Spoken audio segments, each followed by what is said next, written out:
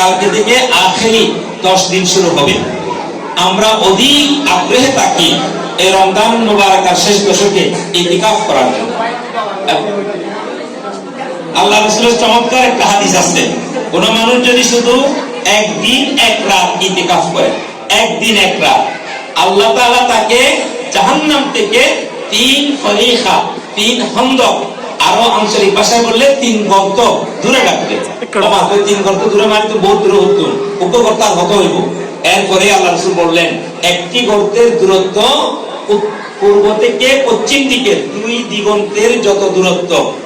এখনো পর্যন্ত পৃথিবীতে কোনো বৈজ্ঞানিক আবিষ্কার হয় নাই যে পূর্ব দিক পশ্চিম দিক কত দূরে ইয়ার মাপি ফেললে কোনো বৈজ্ঞানিক আবিষ্কার নয়।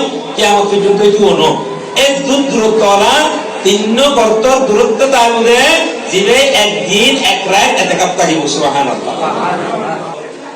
অন মুসলমান যদি আর তাকে বুঝানো বাজে কর, অন মুসলমান যদি তার অপরুদ্ধ মুসলমান ভাইয়ের বিপদ আপদে মুসিবতে অসুবিধে দুঃখ দুর্দশায় আপনারা সাহায্য করিবেন বাইরে মনের হতাকান কইনি আপনার সুন্দর পরামর্শ দিয়ে বিপদের টাইমত ভাষা হারাই এখনো কিছু গরিব না পারে, শুধু বিপদের মুহূর্তে কঠিন সময়ের মধ্যে পাশে দিয়ে ঈদের একজনের মধ্যে আল্লাহ রাসূল হতে আশরা সিনিন ওই মানুষের আল্লাহ তাআলা 10 বছর ইতিকাফ করলে যে সওয়াব সেই সওয়াব দান করবেন। সুবহানাল্লাহ।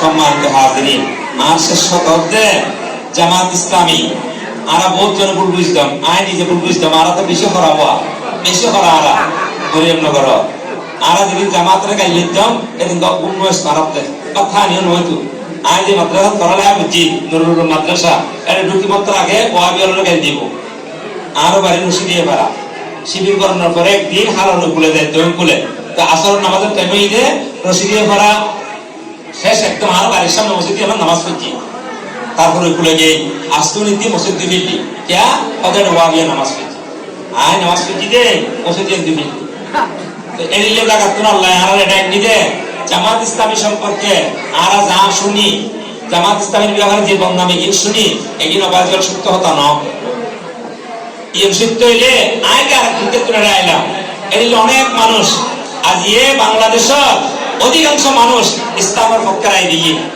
অনলাইন এই এলাকার মানুষে ইসলামের পক্ষে রায় দিয়ে আল্লাহ তাআলা রাসূলের ফাটাইলে নামাজ কায়েম করন শিক্ষা তো একদিন ঠিক আছে গুরুত্বপূর্ণ জিয়ারুল্লাহ ফাটাইয়ে লিউযহিরাহু আলা দ্বীনি কুল্লি ওয়াল্লাযী আরসালা রাসূলাহু বিল হুদা ওয়া দীনিল হক লিউযহিরাহু আলা দ্বীনি কুল্লি। সত্য একটি জীবন বিধান দিয়ে আপনাকে এই দায়িত্ব নিয়ে আমি প্রেরণ করছি দুনিয়াতে যত প্রকারের মতবাদ মতাদর্শ যত ধরনের দর্শন আছে সমস্ত কিছুর উপরে ইসলামের শ্রেষ্ঠত্ব প্রমাণ করার জন্য রাষ্ট্রীয়ভাবে ইসলামী হুকুমত কায়েম করার জন্য আমি আপনাকে প্রেরণ করেছি। সুবহানাল্লাহ। এই সমাজে যদি আরা ভালো করতে চাই, সমাজে যদি কোরআন ওয়ালা করতে চাই, সমাজে যদি নবী ওয়ালা করতে চাই তাহলে ক্ষমতা লাগবে, আর এই ক্ষমতার জন্য ইসলামের পক্ষে আমাদেরকে রায় দিতে হবে। আমরা যারা রায় দিয়েছি আল্লাহ কবুল করেছেন আলহামদুলিল্লাহ। আগামীতেও আমরা ইসলামের পক্ষে থাকবো ইনশাআল্লাহ, আগামীতেও আমরা কোরআনের পক্ষে থাকবো ইনশাআল্লাহ। সম্মানিত উপস্থিতি।